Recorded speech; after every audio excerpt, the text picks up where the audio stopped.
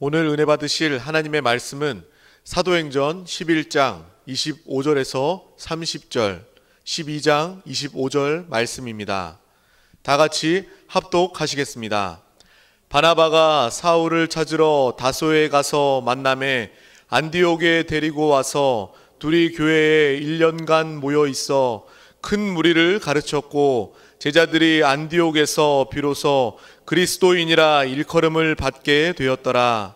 그때에 선지자들이 예루살렘에서 안디옥에 이르니 그 중에 아가보라 하는 한 사람이 일어나 성령으로 말하되 천하에 큰 흉년이 들리라 하더니 글라우디오 때에 그렇게 되니라. 제자들이 각각 그 힘대로 유대에 사는 형제들에게 부조를 보내기로 작정하고 이를 실행하여 바나바와 사울의 손으로 장로들에게 보내니라. 바나바와 사울이 부조하는 일을 마치고 마가라 하는 요한을 데리고 예루살렘에서 돌아오니라. 저는 오늘 사도행전 11장 또 12장 25절 말씀을 가지고 사울의 사역의 시작과 베드로 사역의 마무리, 이러한 제목으로 한번 말씀을 나누겠습니다. 하나님은 무엇을 방향 삼아 이 땅에서 역사하시고 움직이실까? 하나님은 어떻게 역사하시는가? 우리가 그런 생각을 종종 할 때가 있습니다. 사실 우리 하나님은 이 땅에서 복음의 방향을 따라 움직이십니다. 이 세상에 많은 일들이 있지만 이 복음이 확장되는 그런 역사를 따라 함께 하신다는 겁니다. 사도행전 핵심 자체가 그렇습니다. 바로 너희에게 성령이 임하시면 너희가 권능을 받고 바로 예루살렘과 온 유대와 사마리아와 땅끝까지 이르러 내 증인이 될 것이다. 사도행전의 가장 핵심적인 역사는 바로 성령께서 사도들을 통하여, 하나님의 종들을 통하여, 주님의 제자들을 통하여 바로 그 복음이 예루살렘으로부터 시작돼서 이제 온 유대에 전파되며 사마리아뿐만 아니라 이제 땅끝까지 전해지는 그러한 흐름 가운데서 하나님께서 함께 하시고 역사하시고 축복하신다는 그런 내용입니다. 사도행전은 그러한 의미로 우리가 이해를 해야 된다. 특별히 이 사도 베드로는 오순절날 알다시피 마가의 다락방에 성령의 충만을 갖고 하나님 말씀을 강력하게 증거합니다. 그럴 때 3,000명, 5,000명이 회개하고 하나님께 돌아오는 유대인들이 천국으로 들어가는 문이 활짝 열리죠. 그리고 지난 시간에는 이제 그 욥바에서 기도하고 있었을 때 바로 고넬료가 사람을 보내서 베드로를 초청하여 고넬료 가정에 모인 모든 사람들이 베드로의 그 메시지, 설교, 복음의 말씀을 들을 때 성령이 그들에게 임하는, 결국 이방인들도 어떻게 돼요? 바로 천국을 들어가는 하늘문이 열리는 시작을 갖게 됐습니다. 그리고 나서 이제 복음이 이제 어떻게 해요? 아까 예루살렘부터 온 유대, 사마리아뿐만 아니라 이제 땅끝까지 전해지는 그런 역사에 대한 이야기가 쭉 기록되어 있습니다. 이제 복음이 계속 확장되어 나가는, 이제 이방인 땅끝까지 이루어지는 그런 과정을 뒤에 쭉 기록되어 있죠. 특별히 베드로 같은 경우에는 유대인들의 구원을 위하여 쓰임받는 하나님의 일꾼이었고, 이제 이방인들에게 하나님은 사도 바울이라는 사람을 택하셔서 그 사역을 이루어 가십니다. 그래서 이제 베드로의 사역이 마무리가 짓고 이제 그 배턴을 받아서 이제 사울이라는 젊은 청년이 이제 그 이방인들의 복음을 전하는 이야기들이 뒤에 쭉 기록되어 있습니다. 특별히 이제 하나님 말씀은 이루어지게 되어 있습니다. 땅끝까지 이르러 내 증인이 될 것이다. 특별히 오늘 사도행전 11장 19절에 보면 이런 말씀이 기록되어 있습니다. 그때 스데반의 일로 일어난 환란으로 말미암아 흩어진 자들이 베니게와 구버로와 안디옥까지 이르러 유대인에게만 말씀을 전하는데, 여기 보니까 누구에게? 유대인에게만 말씀을 전하는데, 베드로가 고넬료의 가정에 복음을 전파함으로 이방인들의 구원이 시작됐습니다. 그래도 유대에서 구원받은 사람들은요, 아직까지 유대 자기 민족에 대한 뜨거운 신앙에 대한 애착이 있었어요. 이방인들에게 복음을 전하고 싶은 마음이 많지 않고 그렇게까지 이해가 깊지 않았습니다. 그래서 오늘 말씀 보니까 유대인에게만 복음을 전하고 있었다. 이런 변화의 모습이 베드로를 통해서도 나타났지만 거기에 많은 사람들이 아직 이해를 못하고 순종하지 못했습니다. 그런데 이제 드디어 유대인뿐만 아니라 이방인에게도 복음이 전해지는 그런 내용이 그 다음에 20절에 보면 그 중에 구브로와 구레네 몇 사람이 안디옥에 이르러 헬라인에게도 말하여 주 예수를 전파했다. 이제 아까 보니까 구브로와 구레네 몇 사람들이 그냥 안디옥까지 와서 안디옥에서 거기 주로 이방인들이 많았는데 헬라인들이 많았죠. 헬라인들에게도 복음을 전파했다. 그러면서 그 안디옥에 많은 헬라인들이 이방인들이 복음을 받아들이는 큰 교회가 세워지는 역사가 나타나기 시작합니다. 그러면서 하늘나라가 확장되는 역사가 함께할 줄 믿습니다. 그 소문을 예루살렘에 있는 사도들과 거기에 있는 장로들이 이야기를 듣는 거예요. 야, 그 안디옥 교회에 진짜 헬라인들이 많이 복음을 믿고 구원받더라. 이런 소문이 쫙 나니까 이제 예루살렘에 있는 그 지도자들, 사도들이 그러면 한 사람을 우리가 보내보자. 거기에 보내서 거기에 교회를 돕도록 우리가 하자. 그래서 이제 한 사람을 보내게 되는데 그 사람이 바나바라는 사람입니다. 22절부터 23절 읽어보니까 예루살렘 교회가 이 사람들의 소문을 듣고 바나바를 안디옥까지 보내니 그가 이르러 하나님의 은혜를 보고 기뻐하여 모든 사람에게 굳건한 마음으로 주와 함께 머물러 있으라 권하니 바나바는 24절을 보면 바나바는 착한 사람이여 성령과 믿음이 충만한 사람이라 이에 큰 무리가 죽게 더하여 지더라. 그러니까 안디옥 교회가 이렇게 세워질 때 이제 그 예루살렘 교회에서 사도들이 바나바를 파송합니다. 지금으로 말하면 이렇게 선교사처럼 야, 우리 알마타에 구원받는 사람들이 모여있대. 거기에 진짜 하나님 말씀을 잘 전하고 가르치는 사람이 필요하다. 그곳에 선교사가 필요하다. 그래서 선교사를 우리가 보내지 않습니까? 이렇게 보내는 것처럼 이제 바나바를 어디로? 안디옥에 보냈습니다. 근데 이 바나바는 어떠한 사람이냐? 바로 착하고 심성이 아주 순수하고 또 믿음과 성령이 충만했다. 사실 하나님의 종들의 특징이 무엇인가? 하나님에 대해서 순수한 마음을 갖고 믿음과 성령이 충만해야 됩니다. 그런 바나바를 그 안디옥 교회에 보내니까 거기에 헬라인들, 이방인들이 많이 구원받고 하나님 말씀을 사모할 때 이 바나바가 가서 하나님 말씀을 가르치고 믿음에 굳건하게 쓰라고 말씀하니까 그 많은 사람들이 헬라인들이 구원받은 놀란 일들이 일어나서 이 초대교회에 아마 안디옥 교회가 요즘으로 말하면 여의도 순복음교회만큼 큰 교회였어요. 뭐 숫자적으로 많은 차이가 있지만 10만이 넘었다, 뭐 20만이 됐다, 어떤 분들은 30만도 됐다. 뭐 그 당시 10만이면 얼마나 큰 교회입니까? 그러니까 막 큰 구원의 역사가 나타나는데 거기에 바나바가 거기에 책임자로 가서 하나님 말씀을 강력하게 증거합니다.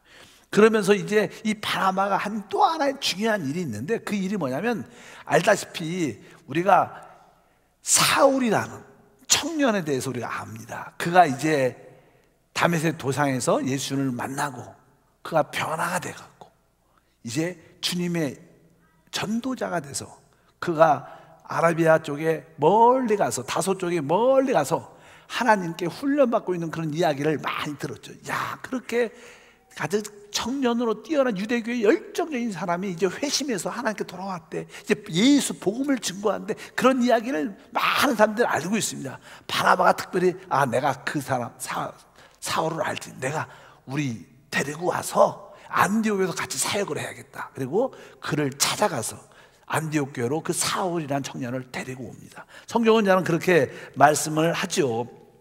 25절과 26절 말씀을 읽으면 바나바가 사울을 찾으러 다소에 가서 만남에 안디옥에 데려와서 둘이 교회에 1년간 모여 있어 큰 무리를 가르쳤고 제자들이 안디옥에서 비로소 그리스도인이라 일컬음을 받게 되었더라. 그래서 그 안디옥 교회를 이끌어갈 때 바나바는 참 우리에게 하나님 말씀과 성경에 능통한 하나님의 은혜가 있는 하나님을 만난 사람을 찾아야 되는데 바로 이 사울을 다소에 가서 데리고 옵니다. 같이 동역하자, 같이 사역하자.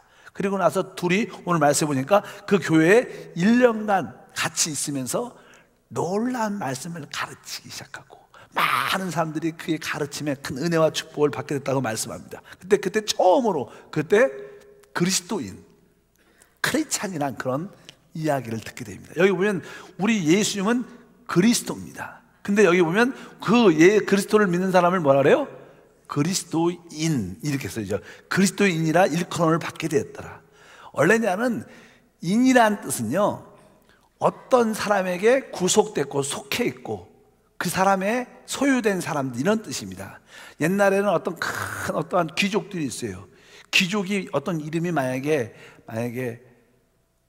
빌립이란 그런 가문이 있다. 그 큰 귀족이 있다면 그 종의 그 가문에 많은 종들도 있을까? 종들이 다 누구에 속해 있어요? 바로 그 빌립이라는 그 귀족의 모든 재산뿐만 아니라 종들도 거기 있는 사람들이 다 거기에 속해 있어갖고 저 사람은 빌립에 속한 사람들이야, 이렇게 말하는 것처럼 이 그리스도인이라는 것은 바로 그리스도에게 구속되고 그리스도의 소유가 된 사람, 이런 뜻입니다. 조금 그 당시의 말로 말하면 이렇게 비아냥거리는 안 좋은 소리입니다.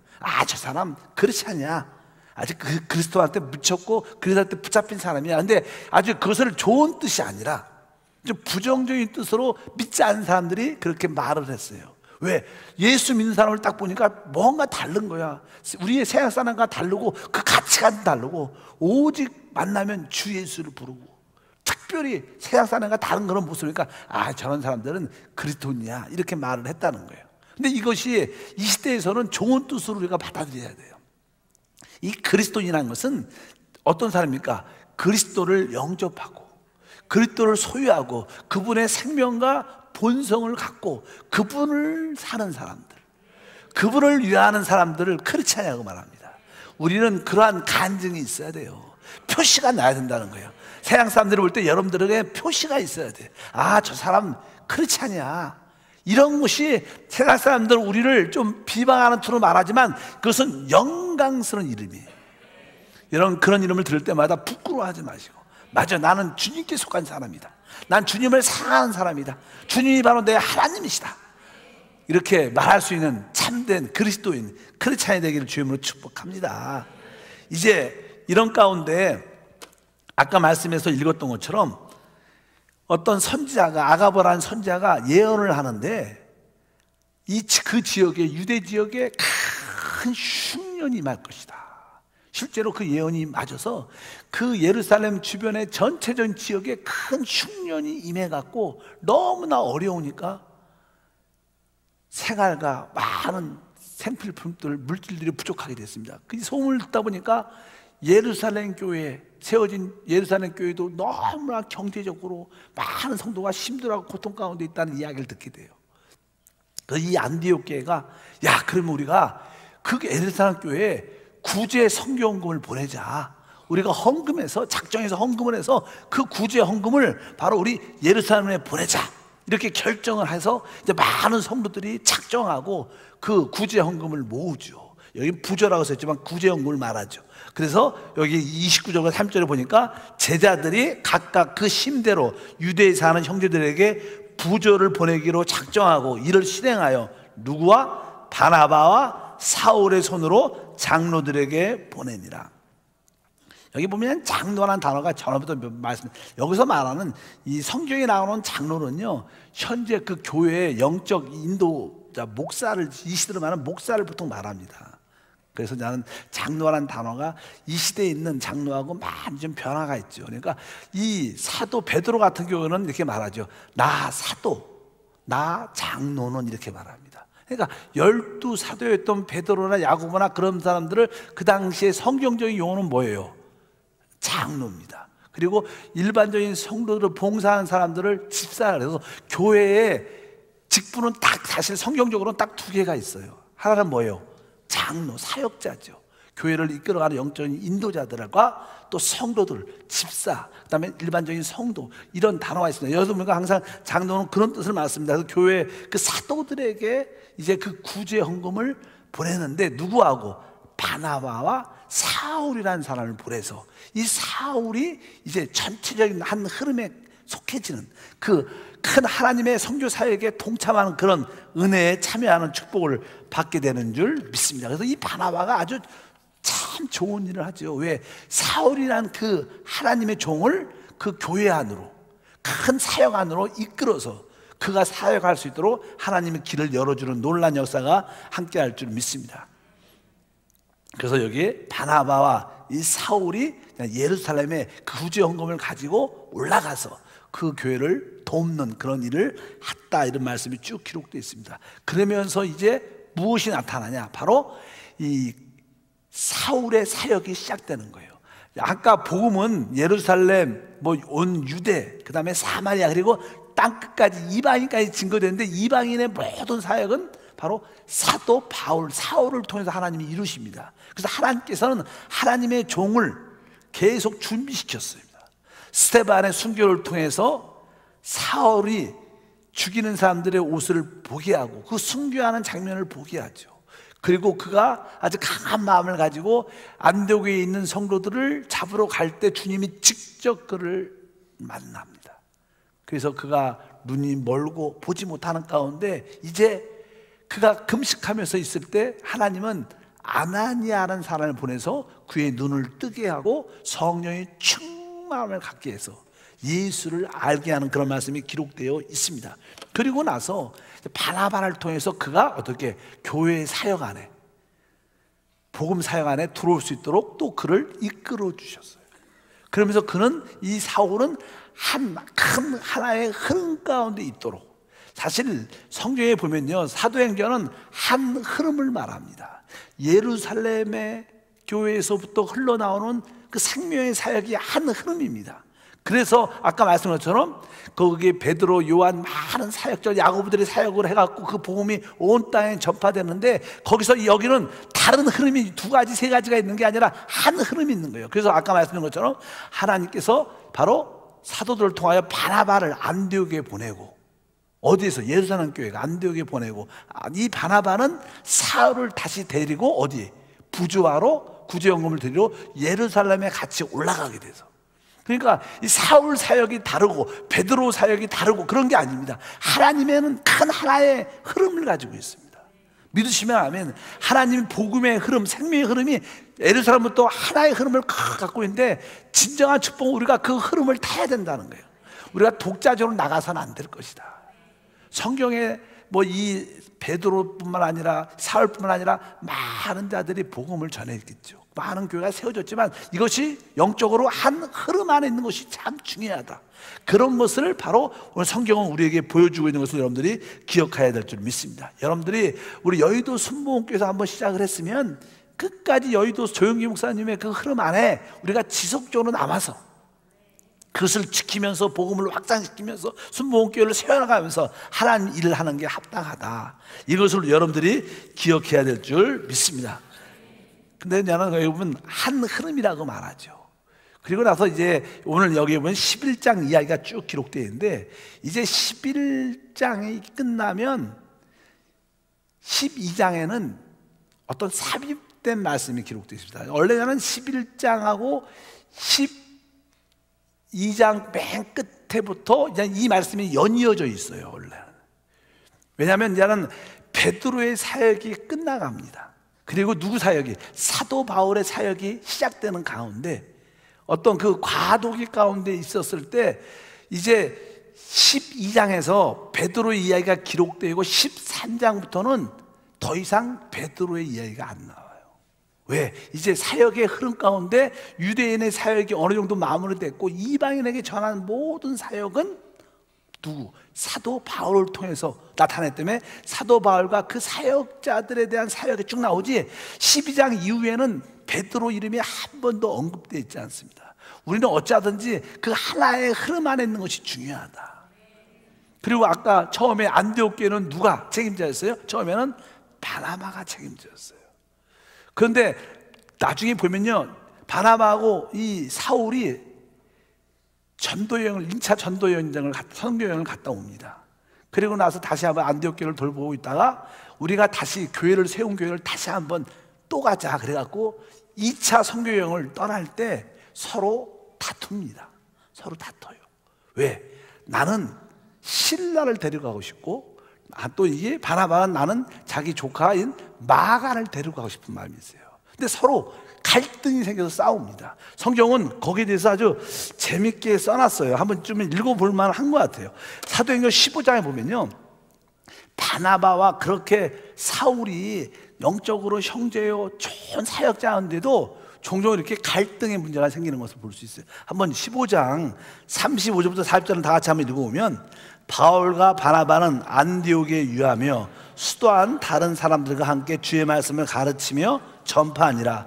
며칠 후에 바울이 바나바더러 말하되 우리가 주의 말씀을 전한 각성으로 다시 가서 형제들이 어떠한가 방문하자 하고, 바나바는 마가라는 요한을 데리고자 하나 바울이 밤빌리아에서 자기들을 떠나 함께 일하러 가지 아니한 자를 데리고 가는 것이 옳지 않다 하여 서로 심히 다투어 피차 갈라서니, 바나바는 마가를 데리고 배를 타고 구브로로 가고 바울은 신라를 택한 후에 형제들에게 주의 은혜에 부탁함을 받고 떠나. 여기 보면 바나바와 이 사울이 그렇게 동역자였었는데도 선교여행을 갈 때 누굴 데리고 갈 것인가. 그러니까 이 바나바는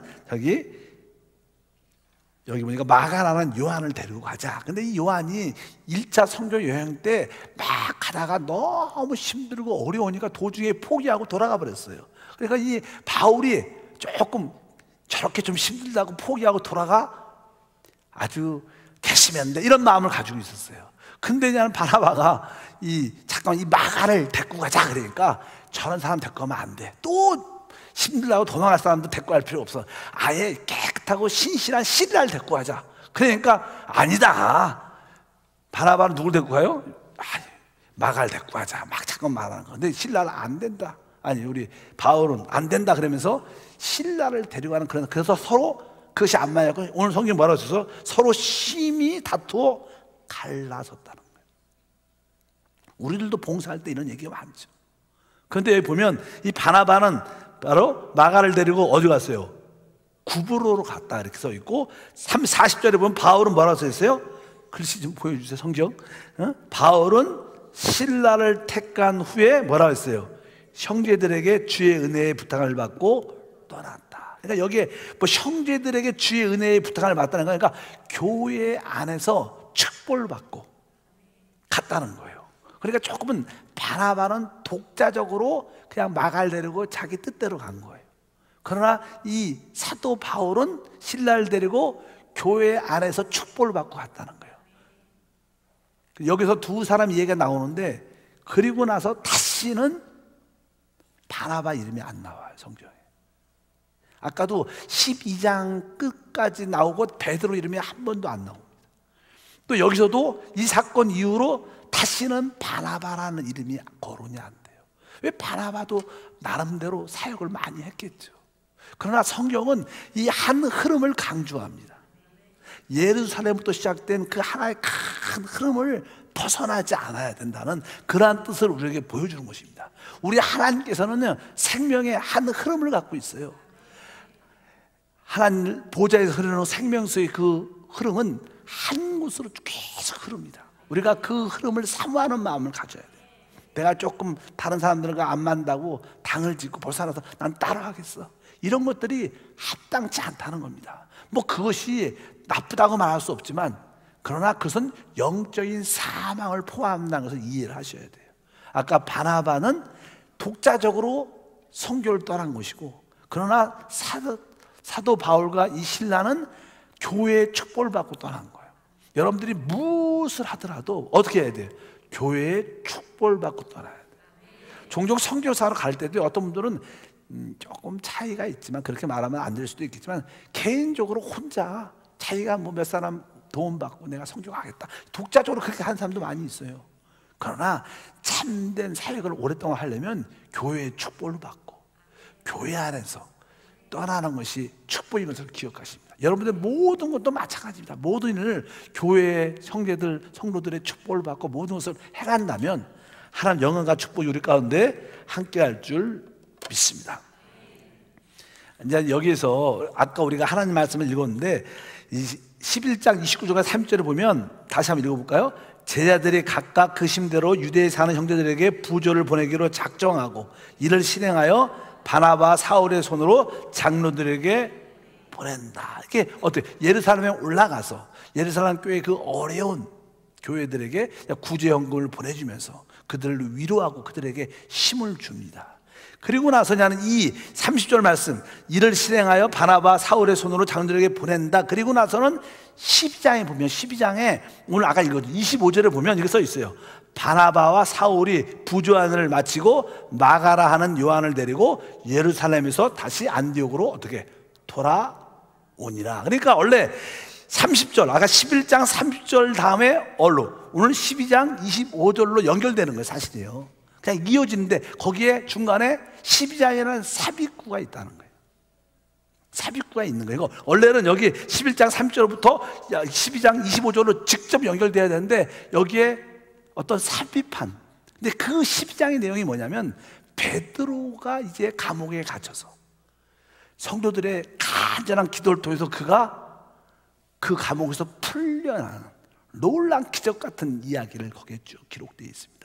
실제로냐면 여기서 중요한 영적인 의미는 무슨 뜻이냐면요, 이제 베드로의 사역이 마무리가 됩니다. 그리고 누구 시작이? 바로 아까 말씀 13장부터는 사도 바울의 이방인의 사역이 확장되는 내용이 쭉 기록되어 있는데, 우리가 알다시피 베드로 하면 우리가 아주 하나님의 귀한 수제자 그런 생각을 많이 하지만 실제로 베드로는 그 복음에 그렇게 강하지가 않았어요. 그가 뜨거운 메시지를 전했지만 종종 타협하는 모습이 없지 않아, 외식하는 신앙이 없지 않아 있었어요. 알다시피 욥바에서 하나님의 환상을 보고 고넬료 집에 가서 하나님 말씀을 전할 때 어떻게 돼요? 바로 성령이 임하심과 방언하고 하나님의 역사하심을 보게 됩니다. 근데 예루살렘 교회에 올라가서 유대인들이 또 특별히 율법에 아주 많은 관련된 그 믿는 유대인들이 어떻게 거기 이방인 집에 가서 말씀도 전하고 거기서 같이 식사하고 교제해, 너 그러면 안 되지 않아? 이런 두려움이 있었어요. 이 베드로는 유대인으로, 참 유대인으로서 이방인과 사귐에 대한, 원래 유대인들은요 이방인과 교제하는 것을 되게 터부시했습니다. 싫어했습니다. 그러니까 베드로는 그런 두려움이 있었어요. 이방인과 이렇게 교제하는 것을 혹시 율법에 열심히 있는 유대인들이 만나면 나를 비방하고 욕할까봐 거기에 두려움이 있었어요. 그러면 혹시 누가 그렇게 비방해도 너 왜 고넬료 집에서 말씀도 전하고 왜 거기서 그들과 이방인들과 교제하냐, 그러면 하나님 말씀을 너 모르냐, 성경이 뭐라고 써있냐, 우리가 성령을 받으면 예루살렘, 유대, 사마리아, 그 다음 뭐냐, 땅끝이 아니야. 땅끝. 이방인에게 복음 전하는 게 하나님의 뜻인데 왜 이렇게 모르냐, 너희들 알아야지, 이렇게 말을 해야 되는데 그가 아주 약해져 갖고, 아유 내가 하고 싶어서 한 게 아니라 성령이 이렇게 하시는데 내가 뭐 어떻게 할 수 있냐, 이렇게 좀 소극적인 그런 태도를 많이 가졌어요. 그리고 또 갈라디아에서도 마찬가지예요. 갈라디아에서 보면요 안디옥에 베드로가 옵니다. 그래서 거기서 이방인들하고 같이 식사하고 교제 막 하는데 예루살렘에서 지난번에 말씀한 것처럼 어떤 형제들이 내려왔어요. 그러니까 그들은 율법에 열심히 유대인들입니다. 그러니까 그들이 와서 또 베드로를 책망할까 봐 내가 이방인들과 교제하지 않고 교제하지 않은 것처럼, 나 그들과 상관없는 것처럼 그 자리는 물러납니다. 아주 조금 이렇게 어떻게 보면 비겁한 거죠.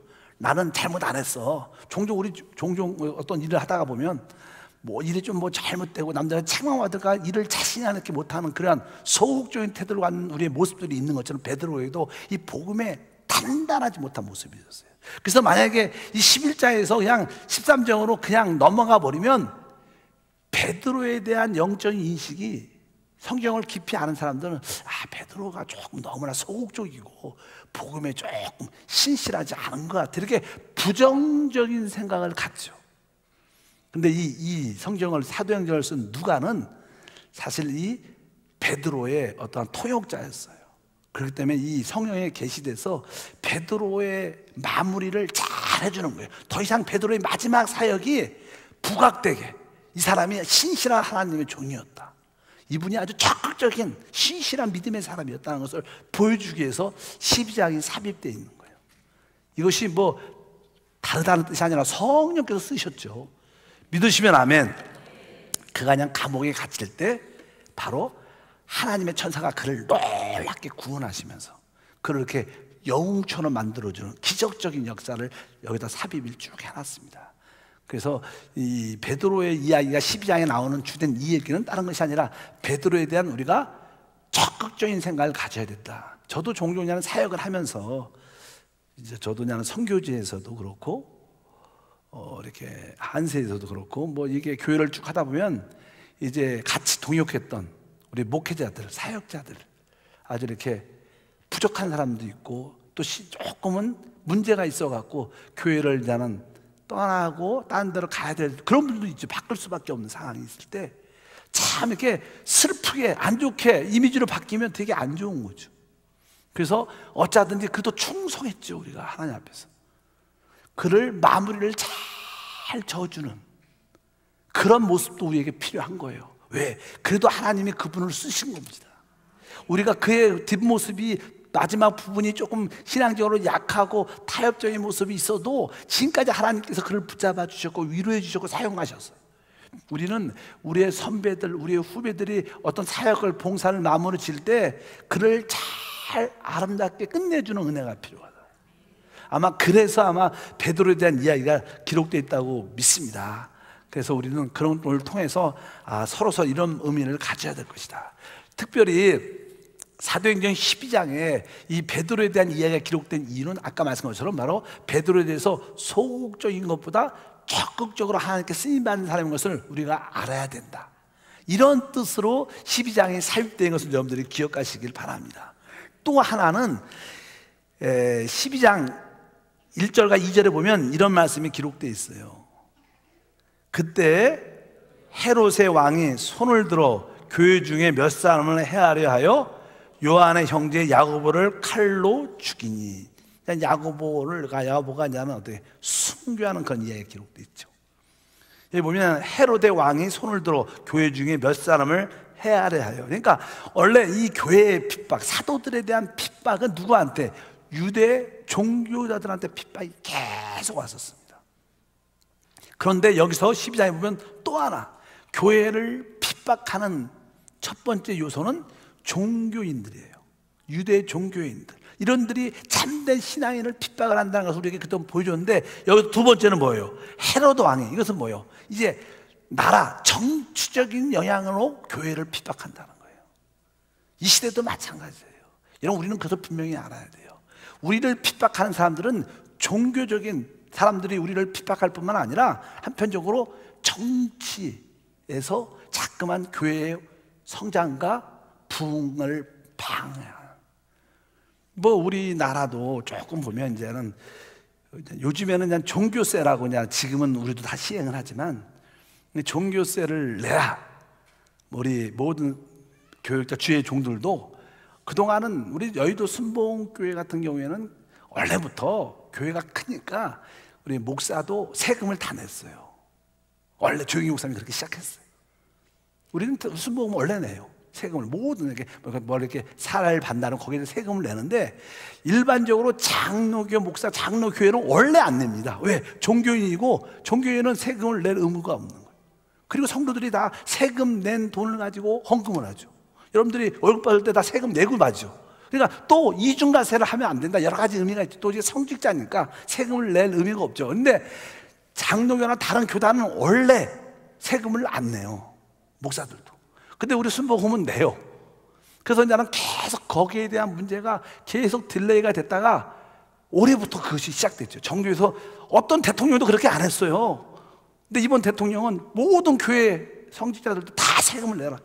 법으로 만들어갖고 다 세금을 냅니다. 그것이 어떻게 보면 하나의 핍박이 될 수 있는 거예요. 이 정치적인 핍박도 교회에 온다는 거예요. 그래서 기억하셔야 돼요. 우리는 교회, 복음을 방해할 때는 우리가 영적인 투쟁을 하고 기도를 해야 돼요. 우리가 일반적으로 정부의 모든 법에 우리가 순응하는 게 맞습니다. 그러나 복음, 하나님에 대한 신앙을 제할 때는 우리가 기도하고 우리가 대항할 건 대항해야 된다. 이것은 사실이에요. 여기 보면 그런 뜻을 보여주는 거예요. 그동안 이 교회들이, 종교인들이 핍박을 많이 했지만 또 하나의 손길이 있다는, 그건 뭐예요? 바로 정치적인, 자기 정부를 지키는 정치적인 그런 책략으로 교회를 핍박한다는 거예요. 그래서 공산주의는 원래 뭐예요? 교회가 없죠. 왜? 유물론은 원래 하나님이 없는 거. 원래 모든 건 다 물건이니까 거기는 하나님이 없는 거예요. 그러니까 당연히 교회가 있으면 안 되죠. 그런 모습을 우리가 기억을 해야 된다. 신앙을 지켜야 돼요. 그래서 이 핍박은 정치적인 영향에서도 핍박이 올 수 있다고 해서 분명히 알아야 돼요. 그렇다고 해서 우리가 막 밖에 나가서 막 데모하고 이런 뜻은 아니죠. 우리가 좀 더 기도를 많이 해서 어둠의 영이 떠나갈쩌다, 이렇게 강력하게 우리 대한민국을 묶고 있는 어둠의 권세들, 모든 유정자를 묶고 있는 어둠의 권세들이 떠나갈쩌다, 그런 기도를 많이 해서 영적 전쟁에서 우리 모두가 승리하는 그러한 신앙생활을 가져야 될 줄 믿습니다. 이 세상은 종교와 정치가 합해갖고 교회를 핍박해요. 그래서 교회가 세상에서, 정부에서 좋은 이야기를 듣는 것은 타협했다는 뜻이에요. 교회는 결코 세상이 좋아하지 않습니다. 왜? 세상에 배후에는 누가 있는데? 사단이 있죠.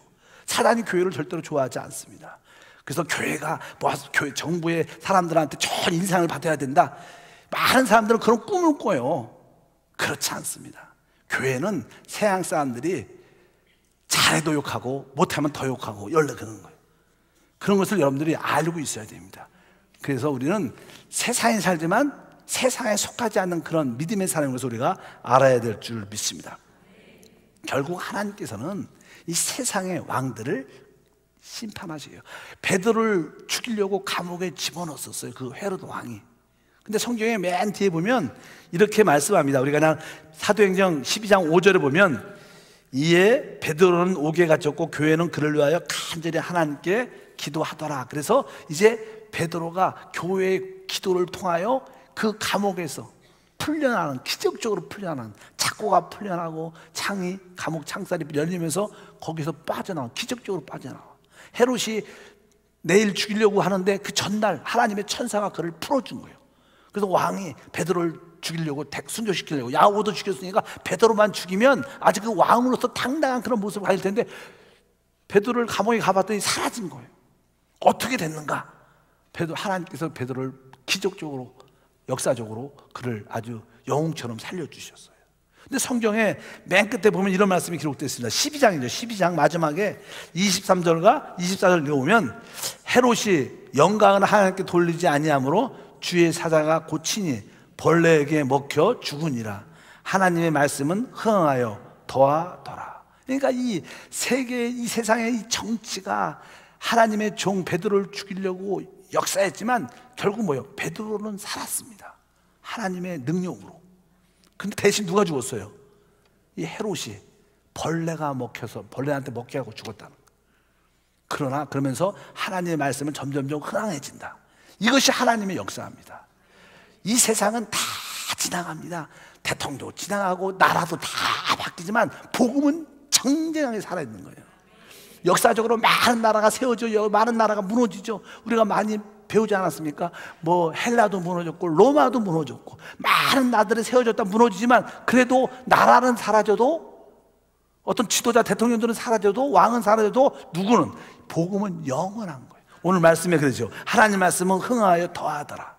하나님 말씀만 영원한 것을 우리가 알아야 됩니다.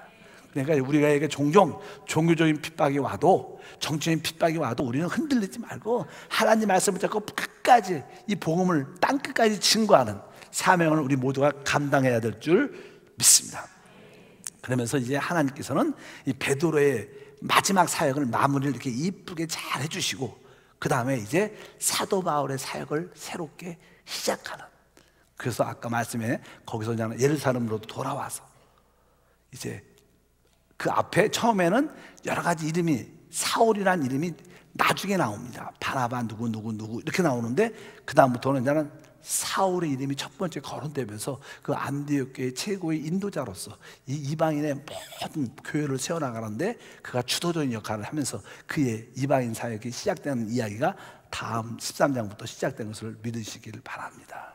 그래서 이 복음이 계속 이렇게 하나님 뜻 가운데 진행되고 있다는 것을 아셔야 됩니다.